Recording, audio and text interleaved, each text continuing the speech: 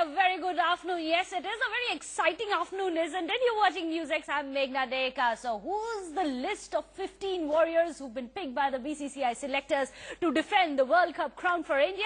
Well, here is the list that Newsx has managed to exclusively get for you right here. First and exclusive, we have the list of those who are almost picked. Well, we are going to confirm it. We are waiting for an official confirmation, but these are the names on your screens. Let's fill out those names well. Rohit, Sharma, Ajinkya, Rahane, no surprises there. Virat, Kohli, Ambati, Rayudu, Suresh, Raina, MS, Dhoni, Ravindra, Jadeja, Ashwin, no surprises when it comes to certain couple of names, but Bhuvneshwar, Kumar, Mohammed, Shami, Ishant, Sharma, Umesh, Yadav, Vijay, Shikhar, Dhawan, Axar, Patel. Remember someone that Newsx had predicted. In fact, the Wisdom Wizard had predicted Axar Patel there, and Mohit Sharma. Of the surprises there, perhaps Mohit Sharma is one of those that people have been surprised. These are the visuals on your screens. You can come out, see of the BCCI big bosses, the selectors there who've picked the squad. Now, the big question, of course, is will the BCCI's gladiators, as we are calling them, is this team which is out there on your screens going to be the one which can successfully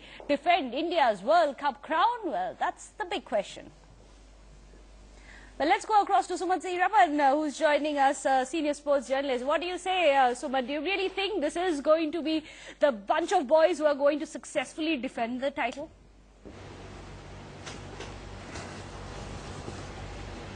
Look, you have to look at it in the context of the other teams. And I think that this is a great opportunity for India, even though the World Cup is being played away from home, because many of the other teams have completely fallen off. Now, if you look at, the competition, so to speak, effectively you're restricting this World Cup to maybe 4 or 5 teams. The West Indies have completely dropped off the pace.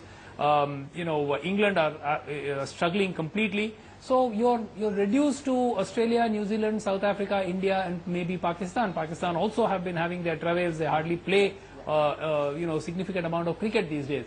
So what has happened is, wherever India goes, even if we go away from home, you are always going to be one of the favorites, and not necessarily because your team is made up of hugely successful or good players. Even if your above average players are there, they're still going to make an impact, because cricket has started to stutter in many of the other countries, and since other teams are doing badly, you naturally tend to look a lot better. So that's why I feel that this Indian team has a chance.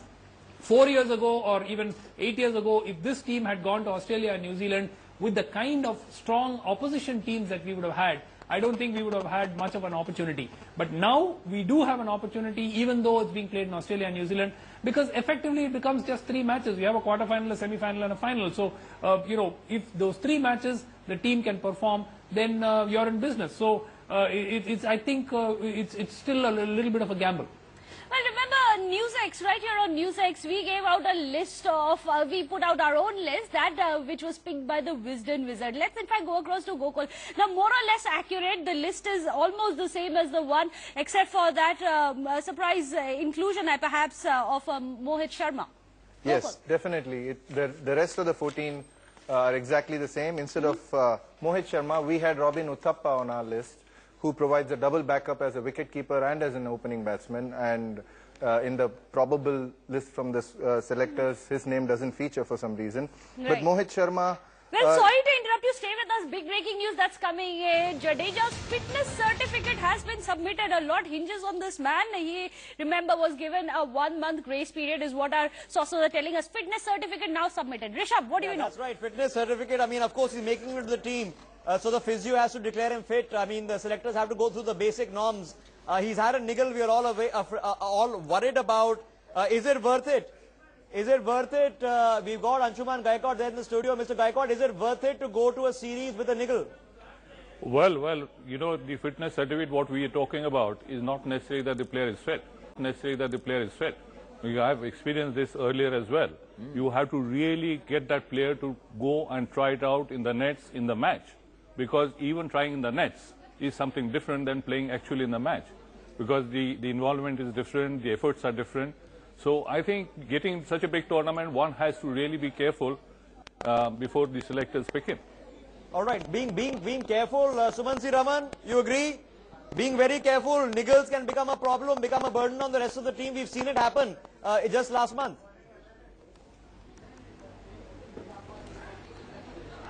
see, we are talking so much about Jadeja. There's always a possibility there's still a tri-series to come ahead of the World Cup, and some of the others who are in the 15 could get injured as well. So, I mean, I don't think that we should read too much into Jadeja's injury at this point of time, because if at, even a week before the World Cup, the first match, or even on the eve of the match, if he is deemed to be unfit and he cannot participate in the tournament effectively, I'm sure they can find a replacement player. So I don't think that that's such a big issue. We don't really have to worry. And as Anshuman said, the fitness certificate really means, I don't think that really means much. Okay. Eventually, it's how he feels, how he puts up, once he acclimatizes to the conditions there, and how he performs. So okay, that is something, and he's got the confidence. It's hotting up. We are gentlemen are expecting the announcement. To the hill. And Shobhit is there in the studio with us. We are expecting the announcement, the official announcement, to come any minute now. Shobhit is really hotting up.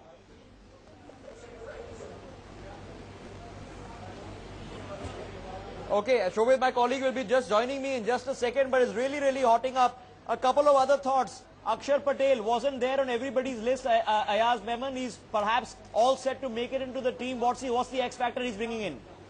Well, look, he's amongst the most promising young cricketers we've got. Everybody has rated him very highly from within his own team, his team members, experts and stuff like that. So, while, yes, nobody reckoned that he would make it to the 15, but if he does, it's not really the biggest surprise going around, because he has been very, very promising. All right, okay, so... Okay, Shobhit, Axar Patel, we were debating him last evening. Seems like he's almost made it to this team.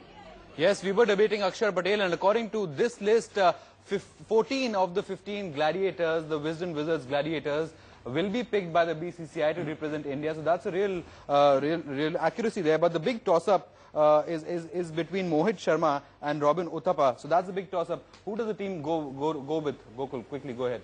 Robin Uthappa, definitely. According to you? Yeah, we've been saying that his form has been really good in the last year. All the opportunities he's got, he's grabbed it with both hands, and he provides a double backup as a wicket-keeper and as an opening batsman. Pretty much he could bat anywhere in the top order if need be.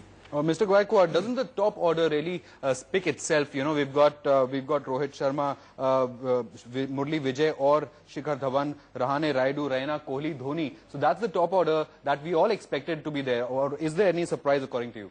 No, not really, not really. I think you look at the genuine openers. If you look at them, you got three. Rahane has been converted into an opening batsman, and that's what happens normally in the Indian history. If you see anybody who bats well in the middle order is promoted at the top order, and if at all he doesn't do well, he goes out from the top instead of coming down and going out of the team. But let's not talk about it. But I would say that Rahane can always bat middle order and, suffice that middle order batting. But as for the opening slots are concerned, Murli Vijay, I wouldn't say that he should be picked in the 11, but let him be there. He'll be a useful batsman because he's used to the conditions, he's experienced and informed batsman.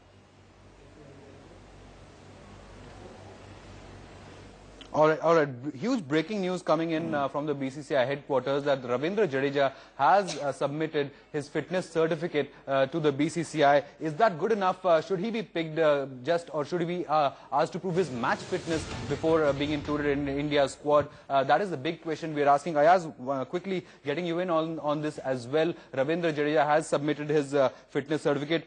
We don't see Yuvraj's name anywhere. Is this any surprise? No, not really. I mean, much as one can feel for Yuvraj because he's been making a very, determined effort to come back. It's not such a big surprise if he's not in contention. However, where Jadeja is concerned, I think that, this fitness issue, one has to take it step by step. He's not going to appear for a fitness test just before the selection committee meets today.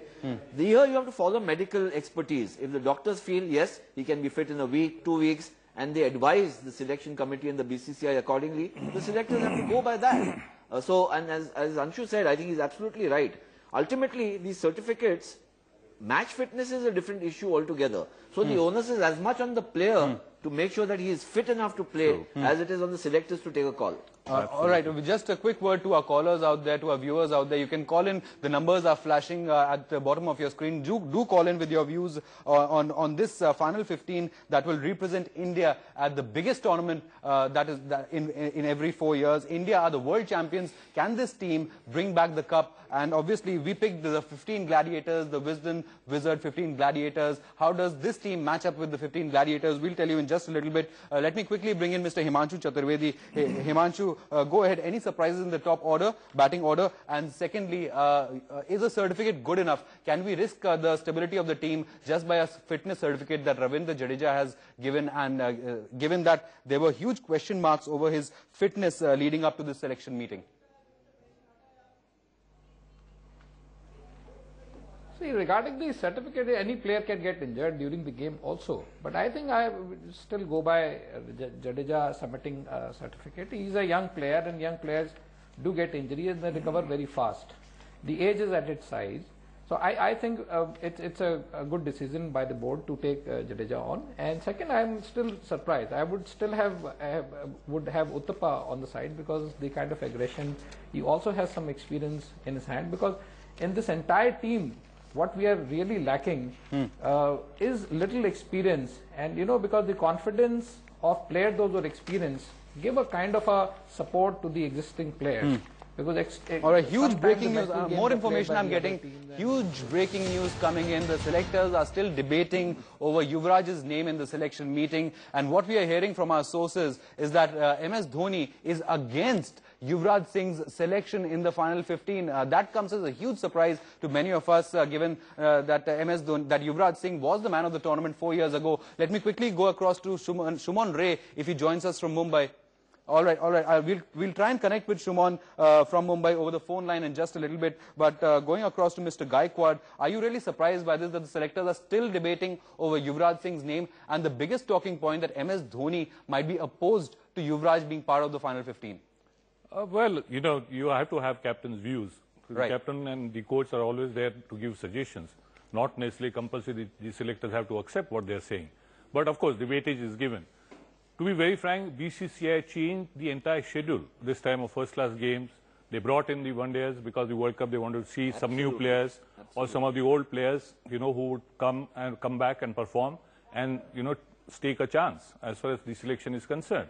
So looking at that, and those guys who have done well, those players who have done well, there are quite a few who have done outstanding performances, and Yuvraj is one of them. Absolutely. Now, looking at that, if you're not going to consider, then the entire thing that was carried out is of no use. Getting the one-days earlier, pushing the Ranji trophies back, it has got no meaning. So they'll have to, debate. They will have to, consider these performances, which are being there on record. Shobit, I'll just add to that. Yes, sir. I think discussion, debate is very healthy. I mean, that's why you have 5 selectors.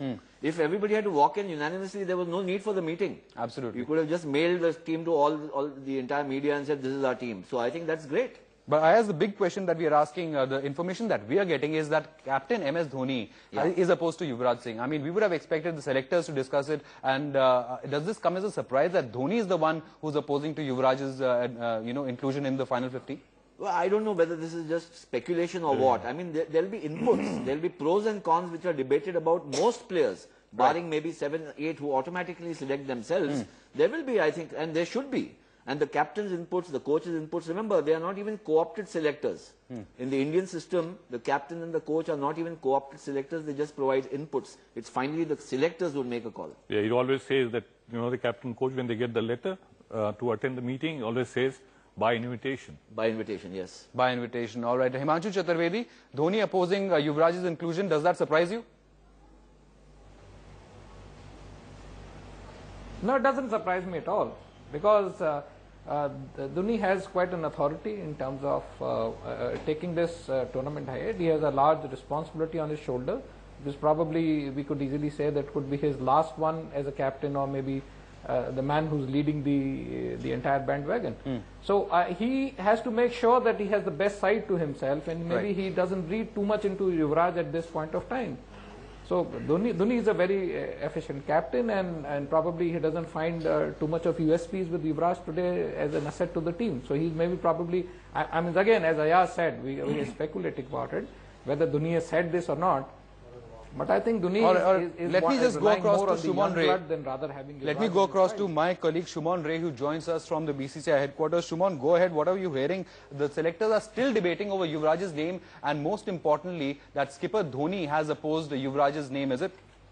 What are your sources?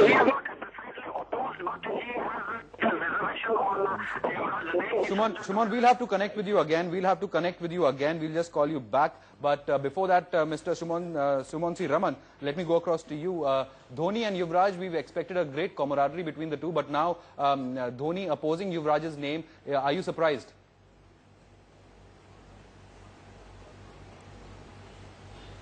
No, I'm not surprised. I think, first of all, we have to understand and look at Yuvraj's international record. I mean, just let's not get carried away with 3 centuries, one against Maharashtra and other such teams in the Ranji Trophy.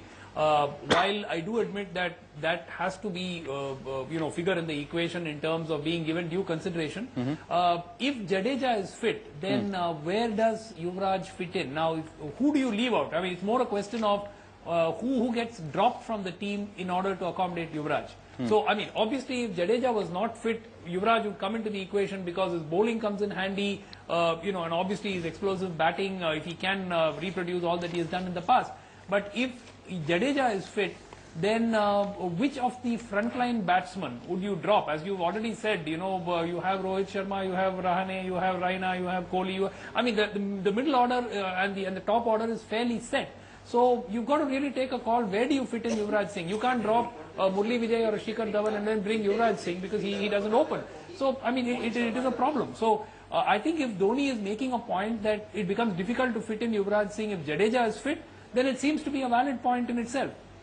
All right, we'll quickly go across the 15 and breaking news coming in. The Wisdom Wizard yesterday had picked India's 15 gladiators, and this is the tentative list that our sources are telling us from the BCCI headquarters. We'll quickly go through the list. And we noticed that only it's a toss-up between Mohit Sharma and Robin Uthappa in the final 15. So the Wisdom Wizard quickly, very clearly picking most of the team right. Only toss-up between Mohit Sharma and Robin Uthappa. We'll just confirm it in a bit whether Robin Uthappa also made it to the final 15. Mr. Gladiator, Mr. Wizard, go ahead. What are your views on this?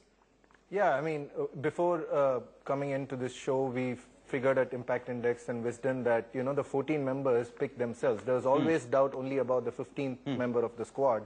We went with Uthappa, like I said, because of recent form. And like Mr. Himanshu mentioned, that his aggression.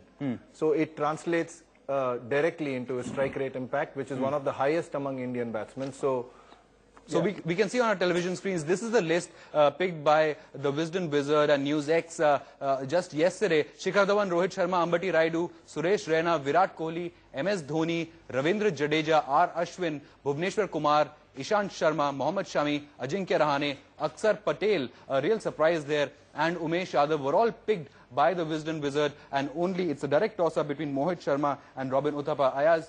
Ayaz, quickly go ahead. Your views on this team. Can this team bring back the cup to India? Look, I think, when you look at the core of the team, the 8, 10, 12 players who almost everybody is agreed upon, I think it's a very good team. It's a very good, young team with a lot of proven performers. They may be young in age, but Virat Kohli, MS Dhoni, some of these guys are, almost cult figures in the one-day format. Great. So I think that this is a very good combination, and it's difficult to look at more players beyond this. Maybe you can talk of Uthappa, I talked of Manish Pandey, somebody's talked of Mohit Sharma, but within 18, 20 names is what everybody seems to be agreeing on. Mr. Gaikwad, any changes you would make to this team? Not really. I think this is the best possible and best available you have. What happens here, we must keep one thing in mind, and that is, when you get into selection, I've been selector for 4 years. I've been player and I've been coach as well, where you need to convince the selectors to pick so-and-so, the captain has to convince the selectors. But the fact remains that when you select a team, you first think which are your certainties in the 11. When you are close to that, then you start picking and balancing the rest of the players, when you're talking about 14 or 15 players. Now here what is happening is debating on individual players. I don't think it really means anything. You have to look from the team point of view as to what sort of combination you're going to work out, where are you going to play, who are you going to utilize, who's going to be useful, and all those points keeping in mind, then you talk about the combination. Now Dhoni, what we are hearing, for hearsay sake, that he's saying no to Yuvraj. Right, now he may be having some kind of, other... More breaking news coming in at this moment. I'm really sorry, Mr. Gaikwad. I'll just come back to you. More breaking news coming in at this moment. The Indian team coach, Mr. Duncan Fletcher, is also just set to join the selection meeting from Australia. We remember the selectors are meeting at the BCCI headquarters to pick the final 15, the 15 gladiators that will represent India at the World Cup. MS Dhoni was in conversation with them, and they were debating over Yuvraj Singh's name. But now we are hearing that even coach Duncan Fletcher will join the selection meeting and give his inputs. We are now joined by Shuman Ray, who joins us from the BCCI headquarters in Mumbai. Shuman, go ahead. When does Fletcher join the meeting? Well, the captain has already joined, and the coach is likely to join. He has not joined as yet. He is likely to join. So right. This meeting is going to go long, and there were many points discussed. Names will be re-scrutinized, and make no mistake, this team has not yet been selected. It will be selected, and it will take time. Sandeep Patel has a point. The chairman has a point. The man from the south has a point. There are many players. So these. Or let me just quickly bring in Mr. Anshuman Gaikwad. So you've been a selector, you've been a coach. How does this selection meets for such an important event really work? How much importance does the coach's word have over here, or do the selectors and the captain basically decide the team? No. The captain, yes, he's been given importance. Now look at somebody like Dhoni, who has captained for so many matches, and he's got vast experience. He knows the players inside out. He also knows what Australian, New Zealand wickets are going to be, the conditions are going to be, who's going to be useful there, who will be able to perform and deliver. So the weightage is given to the coach and the captain, but ultimately, the call is taken by the selectors, and the selectors are finally decide, because selectors are also watching the cricketers, the players playing matches, their performances, and most of the selectors, all of them, have played enough cricket, so they have the experience and expertise as well. All right, raging debate over Yuvraj Singh. More breaking news coming in. 2 out of 5 selectors have got are backing Yuvraj Singh's selection in the final 15. That is what we are hearing. We'll go back to Shuman Ray in just a little bit. But 2 out of 5 selectors want to pick Yuvraj Singh in the final 15.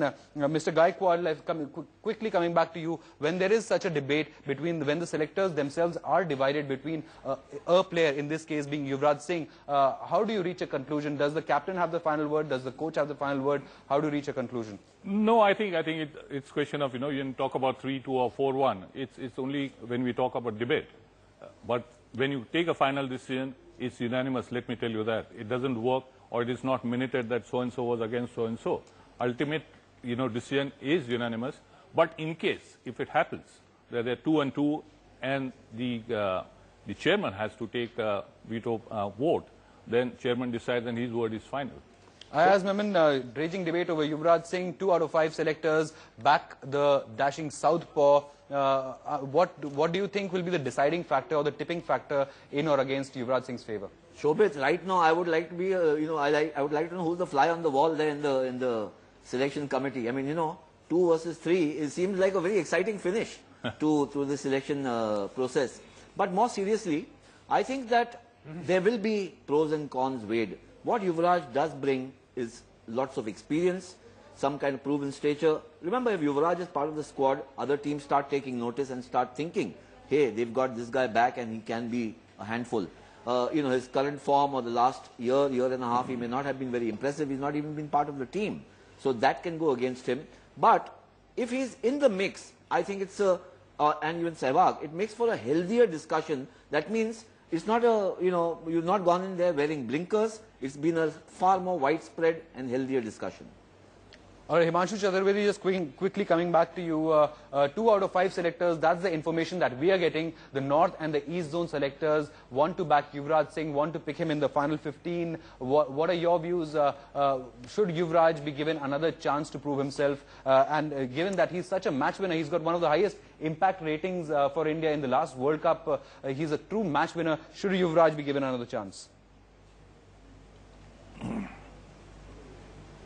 I wouldn't give much marks to what he's done in past, looking at the present performance.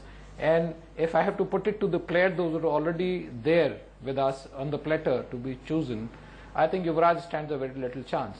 And second, can I just take a point forward to what Mr. Gaikwad was saying? Please do. About the pitches and how it's going. Right. I think that the draw which we have is the first 2 matches are very well suited to the batting pitches. And these 2 matches are very important for us to take us forward. And I think more batsmen, why they've been choosing, I think some study must have been done on this.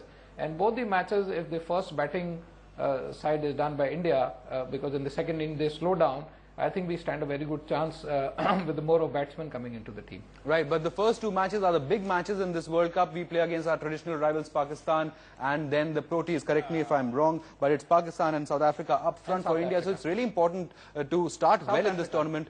Start well in this tournament. Let me go back to Shuman Ray, who joins us from the Mumbai headquarters. Shuman, go ahead. Well, it's very important that what Dhoni has to say now, and also the fact that Duncan Fletcher, the Indian team coach, is also going to, he hasn't joined the conference as yet, but he will join the video conference, and which there will be discussions on each player. It's not going to come easy. This is a World Cup selection. This is not joke. Every player will be scrutinized and his current form, his impact in matches, and also whether they can all last the duel of 1.5 months. Absolutely. Solid cricket. So these are the things that will be discussed in the meeting, and this meeting is going to go real long. I can tell you this is going to last at least 2 to 3 hours. First round of discussion, the preliminary discussion has begun, and where each player has been discussed. Yes. Thanks so much. Ayaz wants to make a point. Ayaz, yes, go ahead. Shobit, 2 things. One is, as I mentioned to you earlier, that we are not going to get the final squad in a hurry. They'll probably have a lunch and then sit down to discuss again if they've had any earlier discussion. The other thing is, let's keep in mind that the Indian team played the first day of the last test match today. Duncan Fletcher's coach of the Indian team test team, he would have finished his engagements there. Now he is free.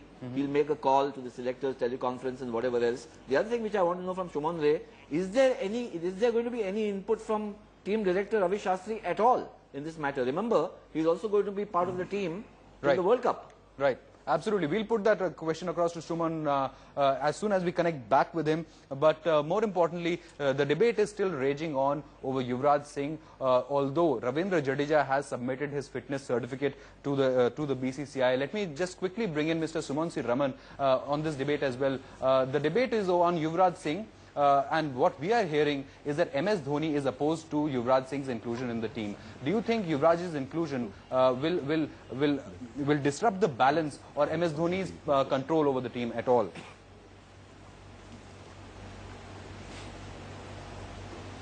No, I don't think it is a question of disrupting his control over the team. I think it's clearly a question of where, who to leave out if you have to accommodate Yuvraj. And as I said earlier, if Jadeja is fit, if Jadeja is not fit, then Yuvraj comes into the mix. Otherwise, I can't see him get into the team. Right. But having said that, I want to make one point regarding, batting being our strength as far as this World Cup is concerned, and the top order and the middle order is really where we're going to really go, we are very gung-ho about it. Now, you remove Virat Kohli and MS Dhoni from the equation, and all the other batsmen, assuming you pick Shikhar, Dhawan, Murli Vijay, Ajinkya Rahane, Rohit Sharma, Suresh, Raina, and all of them together have 1 half-century in Australia and New Zealand put together.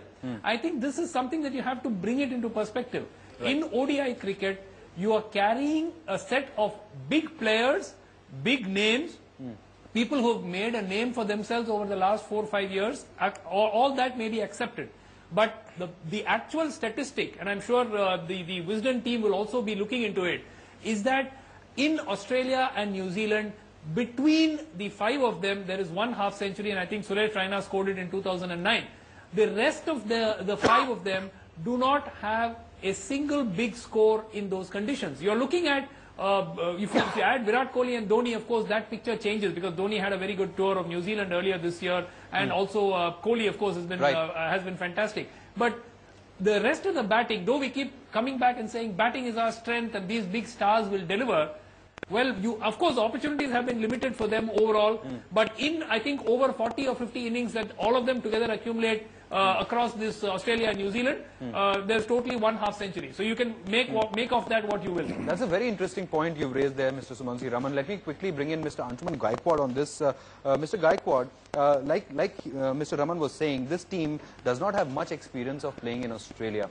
How important is it for the selectors while selecting a team for the World Cup that they bring in players with experience of playing in those conditions? MS Dhoni and Suresh, Raina and Virat Kohli, the 3 only standout batsmen in this team, while the others have yet to prove themselves in Australian conditions. Well, there are 2 ways of looking at it, to be very frank.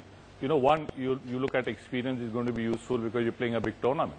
At the same time, let's not forget, you have to look ahead and you have to get these youngsters, give them the feel. But is the World Cup the platform to give youngsters a chance? Shouldn't have been, have been tried? Not to the extent. I'm coming to that point. Right. You know, what happens is we have a tri-series before that. People who have been already on the tour of Australia, you know, they already have the experience, the exposure. Some players out of that who can be utilized with experience are most welcome. That is what the selectors will look at first. Second, they have this chance of tri-series. Now, those players who are on, you know, what we call fringe players, sitting on the fence or back benches, they are the ones who will get the opportunity as well. So these are the things which they have to keep in mind. Who's likely? Now, that's where this does come, you know, come in so importantly, that it is not something that you always go by the performance. You know, it has to be your own judgment that you know, comes in play, because you decide. Somebody might, you know, that coming back to a small point, I'd like to make a distinct statement here. Please go ahead. The most of the players, if you look at the top 10 batsmen in Indian cricket, domestic cricket, who have performed. Now, if you take their aggregate, the top 10, you know, how many have been successful at the international level? Quite few. Why? Because they can be successful only at the domestic level. Now, this is a call which the selectors have taken. It's their, you know, decision, is their outlook, their thinking. Who is going to? Okay, he's taken wickets, he's scored a lot of runs. Will he do it at that level in Australia and New Zealand? Now, that's where the selectors come in, and it's very important. You're absolutely right. Mr. Wisdom Wizard wants to make a point. Yeah, I just want to bring it to everybody's attention that the teams that went in 1983 to win the World Cup in England, that was alien conditions. Recently, in 2013, a lot of these players were in the team that won Champions Trophy in England, which is also foreign conditions. You would remember the 85 Benson and Hedges victory. Not many people would have given all these teams chances in alien conditions, but in one-day cricket, I guess there's much smaller gap between potential and the conversion of that potential as opposed to test cricket. And so, you know, we do have instances where the Indian team has gone and done well. You're right, but like Mr. Gaikwad was mentioning, this ODI series is a short one. It does not give many opportunities to these youngsters to prove their credentials in Australia just ahead of the World Cup. I ask, going back to you, do you think India should have played a longer ODI series or asked for a longer series against a tri-series against Australia and England and done with the 4th test and probably played a longer ODI series, given more chances to these youngsters to get adapted to Australian conditions ahead of the World Cup? No, I mean, look, if you scrap one test, you would probably get 2 more games, and you know, ultimately it's not going to add too much value. I think this itinerary is just right, because test cricket you have to sustain. It's not just the World Cup that we're looking at. There is the whole, you know, the game and the sport to support. So I think the itinerary is just fine. The tri-series gives you an opportunity to test out your squad and get them into some kind of form. It's more acclimatization for the World Cup squad. Now, India happened to be there. Most of the players have been there for 40-45 days. I think that, you know, if you've not acclimatized yourself in that much time, then you add 50 days more, it's not going to make a difference. All right, let's just take a look at these graphics that we are throwing on our screen. I just want to have one question. Mr. Raman, go ahead. Yeah. Can I just ask one question to Anshuman Gaikwad? Please go ahead. The team is actually effectively spending 4.5 months away from home. Now, I think they left India on 22nd November, if I remember right. and they're going to be there, till middle of March. Now, do you think that it's possibly a bit too long to, can players get tired out? Because especially when you're losing, I mean, as has been happening in the Test series, and if you don't do too well in the ODI, in the Tri series as well, do you think there's a risk that the team could just get tired before the World Cup? Mr. Gaikwad. Not really. I'll tell you, Raman, because we have had these kind of series earlier as well. When we toured New Zealand and West Indies, it was 4.5 months.